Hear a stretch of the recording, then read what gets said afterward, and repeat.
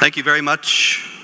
It's great to be here on this occasion. You know, I'm here year after year, and this is certainly the happiest Restoration Weekend I've been to, and very happy to say we won't have Chick Nixon to kick around anymore. Come on. The fact is that Hillary Clinton's defeat is a very, very serious victory, not only for the Second Amendment, but for the First. And this is something that has been insufficiently appreciated in all the commentary before the election and after. Donald Trump, of course, he went after her many times saying Hillary Clinton is against the Second Amendment. She's going to stop the sale of lawful weaponry in every way she possibly can. But he never spoke about the threat that she posed to the First Amendment. And that is an ongoing threat and a still existing threat. It's very important to bear that in mind, because even though she was defeated, this threat has not gone away. The left is in a full court press and a years-long effort to destroy the First Amendment and essentially to criminalize any point of view that is not their own. And this is a struggle that they are going to continue. Now, there are many, many facets of this. One is, of course, the most notable one, I should say, is the Organization of Islamic Cooperation, which is 57 Muslim governments around the world, 56 states and the Palestinian Authority, the largest voting bloc at the United Nations. And they, of course, for years now, since the publication of the Danish cartoons of Muhammad in 2006, they have been working to restrict the freedom of speech and to compel Western states to restrict the freedom of speech at the UN. I know a lot of you are familiar with that effort, and that they have, under the guise of what they call incitement to religious hatred, they're trying to compel Western governments to criminalize, essentially, criticism of Islam. Obviously, when you talk about incitement to religious hatred, any kind of incitement, unless it's absolutely direct and explicit, is a subjective judgment in the first place. Secondly, nobody cares when people put crucifixes in jars of urine or mock Israel and Judaism. Nobody cares about those things. They only care about religious hatred in an Islamic context. And the most insidious aspect of this endeavor, this initiative, is, of course, that any honest discussion of how Islamic jihadis use the texts and teachings of Islam to justify violence is classified explicitly by the OIC as incitement to religious hatred. So what they want to do is criminalize any discussion of the motivating ideology behind jihad terrorism. And the goal of that, of course, is to enable jihad terrorists to advance unopposed and unimpeded. Now, this has been going on for years. It's been going on since the Bush administration, and the Bush administration at the UN vetoed these initiatives every year. But then, of course, came Barack Hussein Obama. And twice the United States signed on to these initiatives, and actually co-sponsored one with Egypt in 2009, and then even more notoriously signed on to Resolution 1618 of the UN Human Rights Council, which once again called upon UN member states to criminalize incitement to religious hatred. And it had a little asterisk going to a footnote explaining that, yes, the UN understood that there were certain countries that had protection for the freedom of speech, and they would have to devise other ways to implement this initiative that would not collide with their laws. Now, that was the most insidious aspect of the whole thing. And Hillary Clinton explained what it was all about not long after that, in a speech in Istanbul to the OIC. And she said, and I know many of you have heard this quote, many of you are very well aware of what she said in this, but I think that not many of you are aware of exactly how this initiative is proceeding. What she said, of course, was that we value the freedom of expression, which she doesn't, but she said that she did, and that in light of protecting the freedom of expression as well as protecting religious sensibilities, in order to compel people not to do what we don't want them to do, we have to resort to, she said, old-fashioned techniques of peer pressure and shaming. Old-fashioned techniques of peer pressure and shaming. You remember when she said that? This is exactly how the Western media has proceeded. in order essentially not to criminalize, but to rule out of the realm of acceptable discourse any honest discussion of these issues. What happened to Oleg in his presentation just now is actually a case in point. He's not facing a felony charge for using the wrong kind of glue. Come on, we weren't born yesterday. We know that if he had been putting up posters for the Palestinians, there would have been no problem at George Mason University. But because he was putting up pro-Israel posters from the David Horowitz Freedom Center, suddenly all these rules about glue kick in and he goes to jail. Now what it is peer pressure and shaming is essentially a strategy that makes it impossible for us to discuss these matters because of exactly that kind of bias and favoritism. Only one point of view is acceptable, and any other point of view is something that we're going to be shamed out of. You can just think about how many times Trump supporters were mocked, ridiculed. I read a piece by Paul Berman from December 2015. I reread it a few months ago. I recommend that you find it and read it. It was in Tablet magazine. And he explains how Trump gives his poorly educated, redneck, racist supporters permission to hate. Now, what is that but peer pressure and shaming? People read that in Tablet and they think, oh, well, I don't want to be one of those. I don't want to have permission to hate. I don't want to be a racist redneck yahoo. And so they're shamed out of, or the objective, the goal is, I would hope that nobody was fool enough to read that and think, oh, I better not support Donald Trump. But the goal of it was to shame his supporters out of it. And this is something that goes on, it manifests itself in all kinds of forms. One of course, the primary vehicles for this peer pressure and shaming is the whole concept of hate speech. Now, hate speech, really, it's pretty straightforward. If somebody is speaking hatefully and saying that you're a terrible person, you ought to be killed, you ought to be beaten up, well, that's pretty hateful. But hate speech as a concept, hate speech as something that ought to be a consideration in determining who gets a platform and who doesn't, is an entirely spurious fiction, an invention of the left in order to silence those with whom it disagrees, in order to silence us. That's what hate speech is all about. I was speaking a couple years ago at Cal Poly University in San Luis Obispo, wonderful little town, and very nice crowd, and some very good questions during the presentation. At one point, I said that there was actually restriction on the freedom of speech on the Cal Poly campus, and people said, "What? No, what are you talking about, you racist, bigoted Islamophobe? That's not true." And I said, well, take me as a case in point. I've written all these books. I've written a biography of Muhammad. I've written a guide to the Quran, several studies of jihad from various angles. I guarantee you, I said to the students, that the point of view that I represent is not discussed in your classes on Middle East studies or Islam. And if it is only discussed in order to be dismissed, if not reviled outright. And a young lady said, oh no, you're wrong.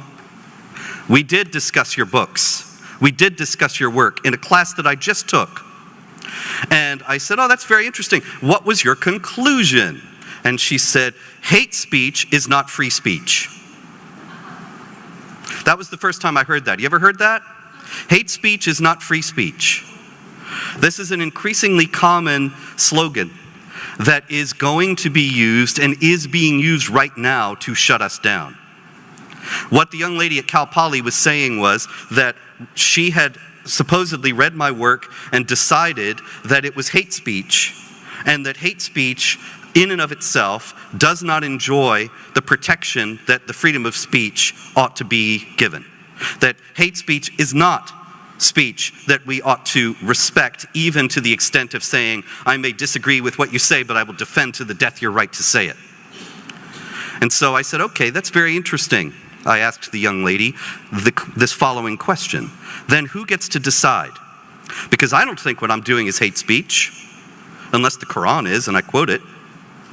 But you think it's hate speech. Now, which one of us has the right to determine what's hate speech? What governing authority, to whom should be entrusted this governing authority so that we know what hate speech is and rule it out of free speech protection? And she said, Well, the relevant governing authority, that's not important for this discussion. That would be something that would be determined by Congress and the president. And I asked her, you really want to give them that kind of power? Do you realize that to give anybody the right to determine what hate speech is and silence it on that basis is a tool of the powerful to silence the powerless and a tool of the tyrants to silence their critics? And she said, that's just a Hobbesian argument against the powerful. And I thought, oh, that now I'm stretched, because I had to remember, okay, who's Hobbes? And what does she mean by that? I haven't been to college in 30 years. But, of course, she meant Thomas Hobbes, who wrote Leviathan. I had to look it up. And Leviathan is a political treatise from the 17th century that posits that the only thing that can save us, because we're all sort of brutal and violent and selfish and vicious, the only thing that can save us from an all-out war of all against all is a strong government that keeps everybody in line. And there are some countries you can say that's true about. But what she was saying was that I was manifesting an alarming lack of trust, and that really I ought to just relax and let the relevant authorities determine what is hate speech and quietly go to jail with Oleg. But the thing is, of course, that she only thinks that because her position is the dominant one that's in power. The problem that she manifests, however, the problem of which she is an example, is the fact that there's a whole generation of young people who are growing up with the idea that there is a concept of hate speech and that we are it, and that we are way beyond the pale and ought ultimately to be criminalized. And this is happening. As a matter of fact, no less a constitutional authority than Chris Cuomo articulated this last year when we dared to try to stand up for the freedom of speech in Garland, Texas. And you know, of course, in January 2015, 13 people who had dared to draw Muhammad were murdered by Islamic jihadis in Paris. And in response to that, we thought, well, we have two choices. When they say, we're going to kill you for drawing Muhammad, you either have to draw Muhammad or you have to submit and say, yes, you can get me to do what you want by threatening to kill me. And so you can manipulate me into silence and slavery. And so to stand up for freedom and for freedom of speech, of course, we had a Muhammad art exhibit and cartoon contest in Garland, Texas. Jihadis attacked it, and there was a great deal of media coverage there for a while about it, at which time Chris Cuomo actually stated that the First Amendment does not apply to hate speech.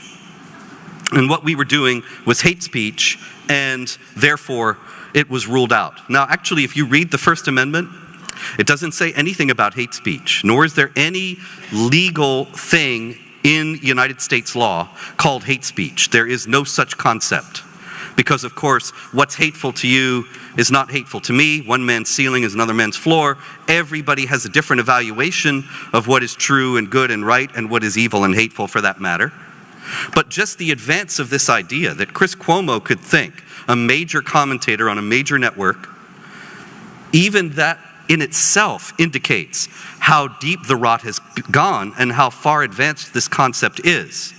That there is an idea of hate speech and that we are it. Now, the peer pressure and shaming advances, of course, by charging us with this hate speech. And recently there are so many examples of this. I could talk all evening. I promise I won't. But there's so many examples of this where opinions that are perfectly valid and have a claim to truth, and in an earlier and saner age would have been evaluated on their merits, are instead dismissed as hate speech, labeled as such. And that is all part of this overall initiative of peer pressure and shaming that Hillary Clinton told us they were going to do. One example, of course, is our friends, the Southern Poverty Law Center, a group that actually did valid work in the 60s for civil rights, but now has completely gone off the rails and become a tool for the left. The Southern Poverty Law Center recently, as you may know, issued a report on the 15 top anti-Muslim extremists in the United States. which included, of course, David Horowitz and me, Frank Gaffney, Pamela Geller, many others, 10 or 12 others, obviously. And two of the people on the list of these anti-Muslim extremists were a reformist Muslim from the UK, Maajid Nawaz, and the ex-Muslim from Somalia, the famous freedom fighter Ayaan Hirsi Ali. Now, this made this all very interesting because, you know, Frank and David and I and the others, we're used to being defamed in this way. Although this was a new one. To call us anti-Muslim extremists, if you think about that for a minute, what does the Obama administration call terrorists? Extremists. Their whole program to fight jihad terrorism doesn't say jihad or Islam because that's forbidden in the Obama administration. It's called countering violent extremism. So to call us extremists, the SPLC is saying we are terrorists. We are the equivalent of Baghdadi, the ISIS caliph, and Osama bin Laden, and al-Awlaki, and all the rest of them. We're just the flip side of the coin. Now, actually, it's true. David and I do plan to fly a plane into a high-rise building later on tonight. But in the meantime, I do think that that is an absurd categorization. But what happened in the wake of this was that Maajid Nawaz, in particular, because he is very prominent on the left and particularly popular among the atheist critics of Islam and jihad, Sam Harris, Richard Dawkins, and so on, the atheist spokesmen who have actually spoken out about Islam, there was a petition to get Maajid Nawaz and Ayaan off the list. And of course the implication was it was perfectly fine for us right-wing racists and bigots to be on it, but now they had crossed the line. Now there was a certain touching naivete to this. You see, these supporters of Maajid Nawaz and Ayaan Hirsi Ali were thinking, well, those 13, those terrible deplorables, they belong on the list. But our friends, they don't. These people, now they're just unjustly maligning Maajid Nawaz and Ayaan. They're taking their statements out of context and misrepresenting them. They are claiming guilt by association, indicating that they have associations with unsavory types, and they're questioning their motives and so on. Well, what do you think happened to the rest of us? This is just what the SPLC and these other groups, its allied groups, have been doing to us for years. It's exactly the same thing. It's all been a large-scale effort at peer pressure and shaming, making it so that we're toxic, so that nobody else wants to speak out in the same way because they don't want to be toxic. And the whole idea of speaking out is stigmatized so that everybody is mute and silent as the jihad advances. It's very well thought out. I really got to give him credit. It's a very skillful plan. It's very clever and very imaginative and deeply evil. But one thing, you know, there's always a silver lining, and the uproar about Maajid Nawaz and Ayaan being included among us anti-Muslim extremists, it woke up a lot of people who I think had no idea that the SPLC is just a propaganda machine. But it is part of this propaganda machine that is working to extend the peer pressure and shaming to every honest critic who explores the motivating ideology of the jihad terrorists. And so we see it in all kinds of contexts, quite aside from the Southern Poverty Law Center. We even see it at ESPN. Now, ESPN is where I go when I want to not think about this, but it intruded even there. Of course, you probably know that Curt Schilling, the great baseball pitcher, was, after his pitching years were over, he joined ESPN as a analyst, a sports analyst of some kind. I guess he probably talked about baseball. And Curt Schilling actually is a conservative. He now has a conservative talk show in the Boston area. And he's got very sound views on pretty much everything, as far as I know. And he actually dared to tweet out on his Twitter account some statements about Islam. Most notoriously, one where he said, "You say that only a tiny percentage of Muslims are jihadis. Well, only a tiny percentage of Germans were Nazis. How did that work out?" For daring to say that, he was suspended For saying other things that were outside the realm of what is acceptable, he was ultimately fired by ESPN. So apparently, in order to talk about baseball on ESPN, you have to have the right opinions or you will be shamed out of your job. And the wrong opinions are, of course, the ones that probably most of us here hold today. It is now it's being taken for granted that we represent hate speech, and it's being extended into every aspect of society.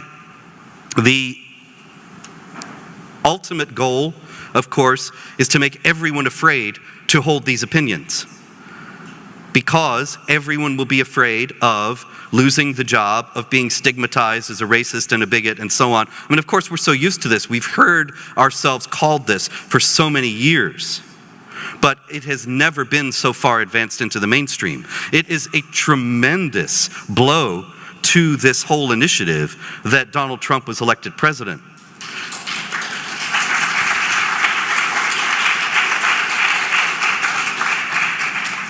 Above all, because it shows that people don't just buy this offhand. I actually started to get some hope. You know, all summer and all fall, the news was so bleak. The polls were so bad. And Hillary was saying, "Why aren't I ahead by 50 points?" And everything was so bleak, but I saw one thing that made me just dare to hope that things might turn out better. And that was that trust in the media was at the lowest point it had ever been since anybody started keeping track of this sort of thing.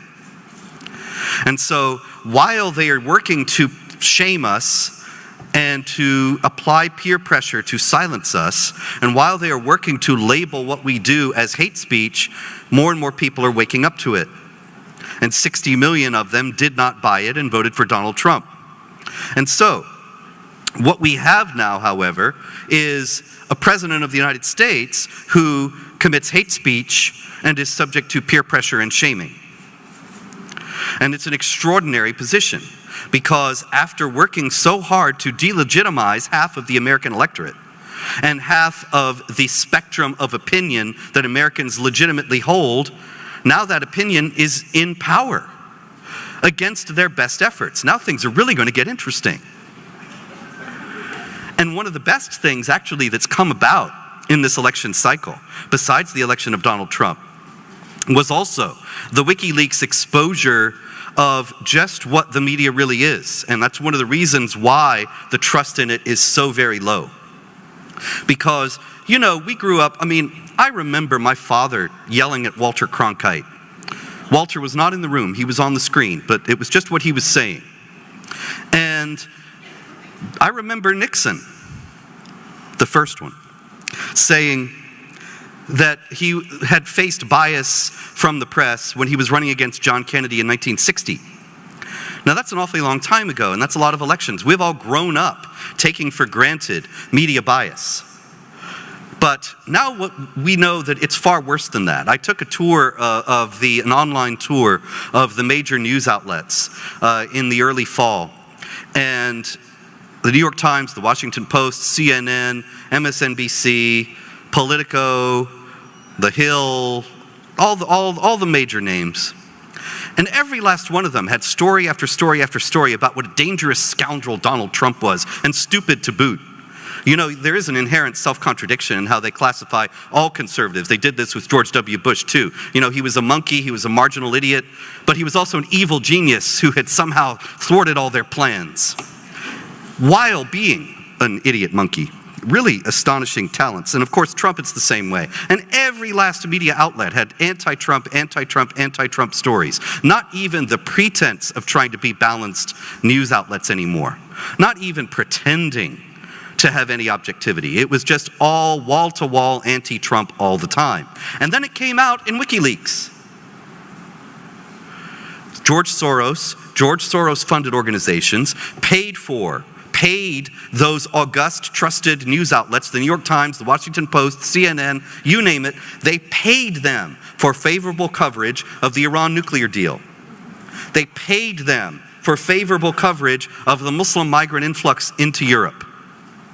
They paid them for reports on the terrible Islamophobes. They probably paid for that Southern Poverty Law Center anti-Muslim extremists list, but they certainly paid for other reports about how David Horowitz and I and others are these terrible, hateful, evil people who no decent person should have anything to do with. And so we now know this is not news outlets at all. These are bought and paid for propaganda outlets. And their hegemony has been broken. Even if Hillary Clinton had won, they would never have the hold that they had. They will never have it again. And so we have every reason to be upbeat. This is an ongoing initiative, as I said. It's not going to go away. There are going to be continued efforts to stigmatize us, continued efforts to smear Trump as he becomes president, as he does anything, continued efforts to say that this is just some anomaly, sunspots, an accident of the Electoral College, something happened so that this maniac got to be president, but he's still a maniac, and any decent, ordinary person will think he's a maniac. Nonetheless, the blades of grass have broken through the concrete, and it can't be repaired. And so there's every reason for hope. But I will close with noting what exactly it is that we're up against, what the effect of this stigmatization really is. We have heard for decades now, and particularly after 9/11, that any honest discussion of how Islamic jihadis use the texts and teachings of Islam, which you can see in my Guide to the Quran and Biography of Muhammad, available now. Any honest discussion of that is hateful in itself, bigoted, racist, beyond the pale of acceptable discourse. Now, this is how this works. A few years back, there was a jihad plot against Fort Dix in New Jersey. And a group of Muslims were going to go into Fort Dix and shoot as many American soldiers as possible before they themselves were killed, because the Quran promises paradise to those who kill and are killed for Allah. It's the only promise of paradise in the Quran. It's chapter 9, verse 111, if you want to look it up. And it says, you'll go straight to paradise if you kill and are killed. These Muslims were going to go into Fort Dix and kill and be killed and go straight to paradise. But they were foiled. Now, they were only foiled, it was on a shoestring. As it happened, these guys were Islamic jihadis. Islamic jihadis love death. They always tell us that. They love death, they love bloodshed, they love gore, not al. And they went to a video store because they had their bloody jihad videos, their beheading videos, and their bombing videos. They had them on VHS tapes. And so they asked the young man at the video store, 17-year-old boy, they asked him to transfer their VHS jihad tapes to DVD. As he's doing the job, he saw what was on the tapes. And he got alarmed. And he went to his boss. And he said, dude, I'm seeing some very weird shit on these videos. Should I call the police? Or would that be racist? Now, I should tell you, these jihadis were Albanians. They were Albanian Muslims. Albanians are blonde-haired, blue-eyed white guys. So there was nothing remotely racist about what they were doing, not by any stretch of the imagination. The idea that turning them into the cops because it would be racist was just something that had been drummed into this young man's head all his life. That Muslims are victims and that any movement against jihad terrorism, there's something wrong with it. And you think that that's outlandish. It's not. The program, very successful program of surveillance in Muslim communities, a completely legal program that had been challenged in court and held up to the challenge. In New York City, it was shut down by Mayor de Blasio on the grounds that it was hateful. Now, what's hateful about trying to defend ourselves against these people? If you think about it, you know how Trump is Hitler because he wanted to keep, he had proposed a temporary moratorium on Muslim immigration. Now, you may recall the real Hitler in 1940, he banned the emigration of Jews so that he could kill them. And Trump, not Hitler, wants to ban the immigration of Muslims so they won't kill us. Those two things are not exactly equivalent. But the idea that it's a terrible anti-Muslim thing completely obscures the fact that he doesn't have something against Muslims. He doesn't have something against brown people, as the way it's always put.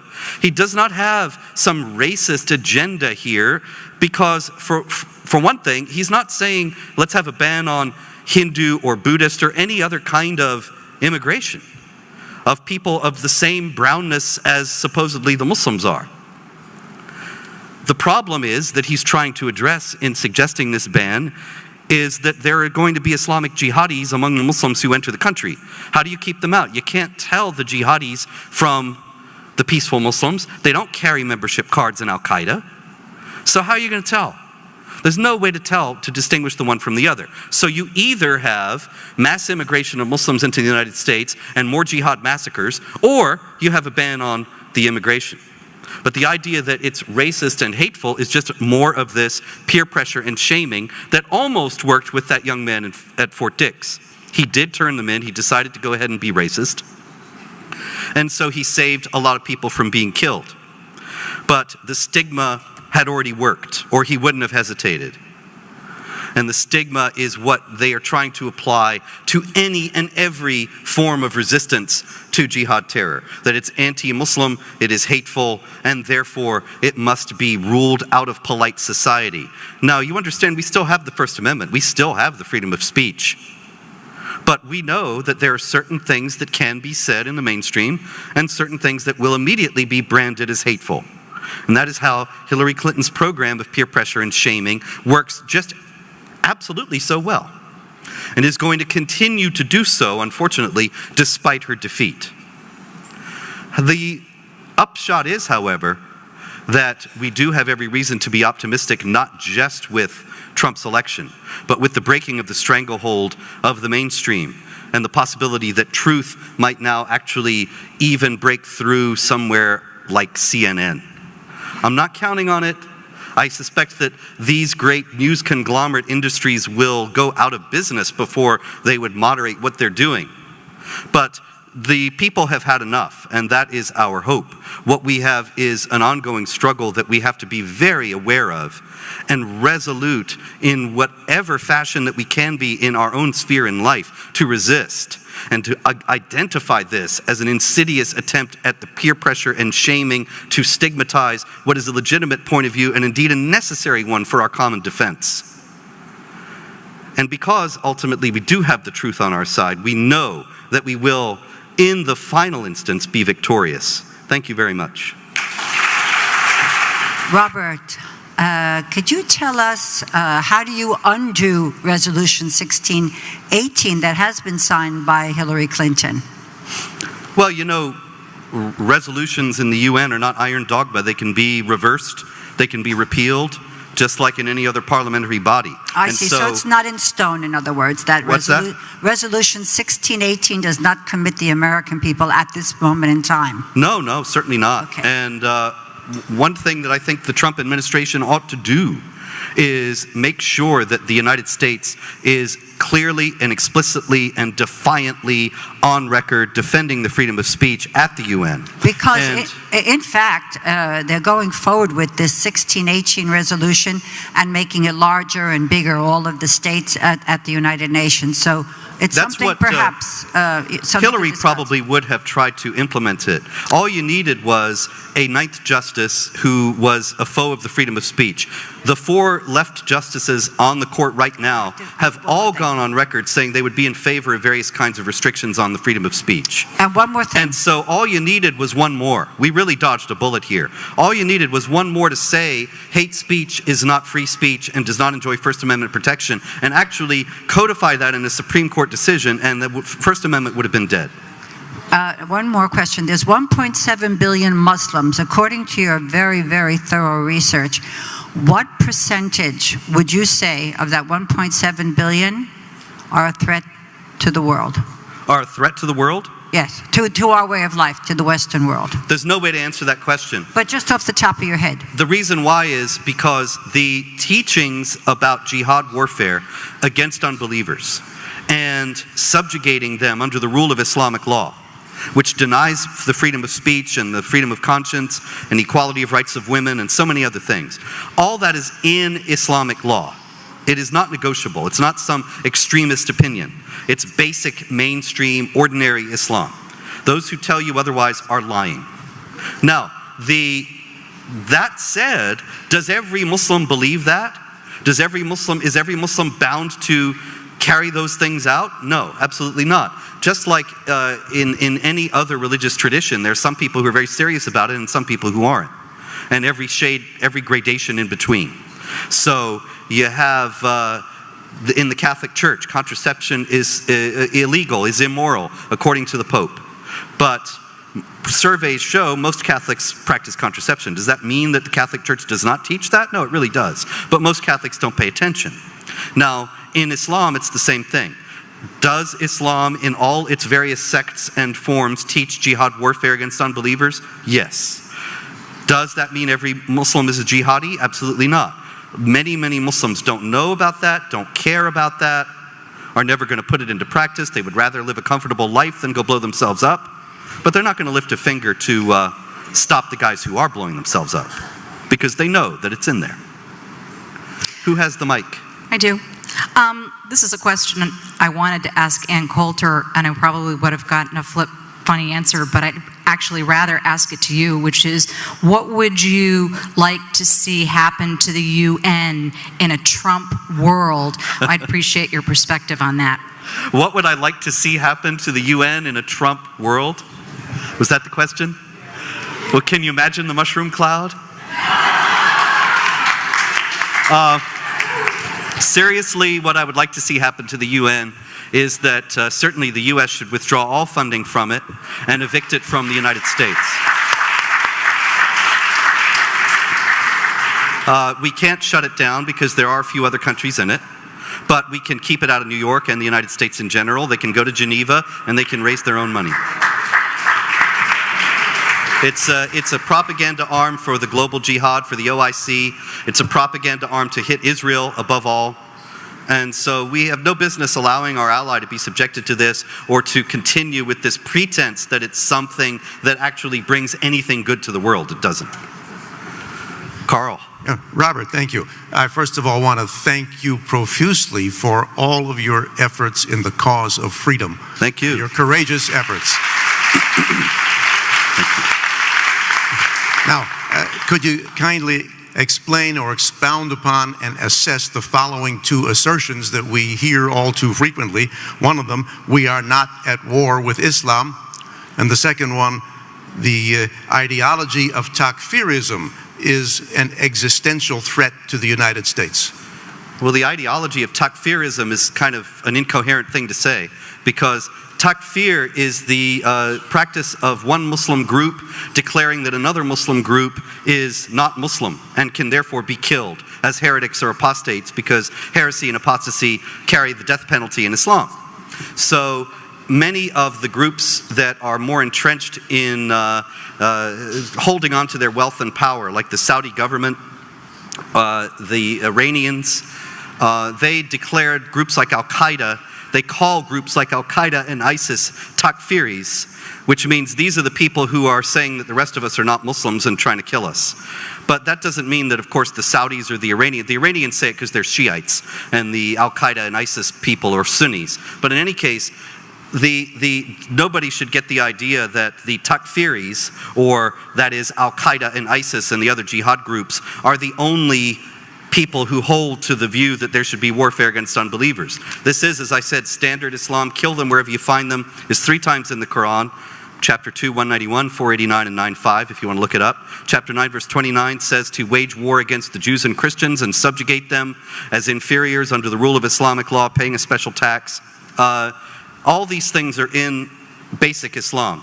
So if somebody says that it's just these takfiri groups, Al-Qaeda, ISIS, Boko Haram, Abu Sayyaf, and so on, that practice this, that's just completely false on the face of it. It's taught by all the mainstream sects of Islam.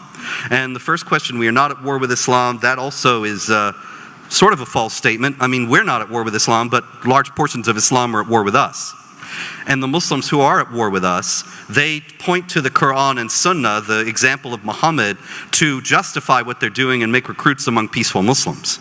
And unless and until we recognize that, we're never going to get anywhere. The Obama administration in 2011 outlawed any honest discussion of the motivating ideology of the terrorists. It actually is forbidden. If you joined the FBI today, which I would not recommend, maybe when Trump is in, but not right now. If you join the FBI today and you say, I want to go into counterterror, you will not learn anything about Islam, anything about jihad, even though that is the largest global threat the US faces. You will hear about right-wing extremists and militias and constitution groups, but there is official policy of the Obama administration, no mention of Islam and jihad in connection with terrorism. The upshot is that our agents are completely unequipped to deal with what they are seeing with the jihadis. You can't defeat an enemy you don't understand. And they get the intel about these people and they don't know what it means. The Tsarnaev brothers who blew up the Boston Marathon, Russia reported them to the FBI. They said these guys, actually Tamerlan, the older one, he went to jihad groups, he joined jihad groups in Dagestan. Now this was right around the time that the FBI, under orders from John Brennan and Obama, were erasing all mention of Islam and jihad from counterterror. So they get the intel from the Russians that says these guys joined jihad groups right when the United States is binding itself as official policy to the idea that jihad is benign, nothing to worry about, nothing to be concerned with. How could they possibly have followed through on that intel? It went against the stated policy of the administration, and so the marathon blew up. And so we have to understand that Islam, to a tremendous degree, is at war with us.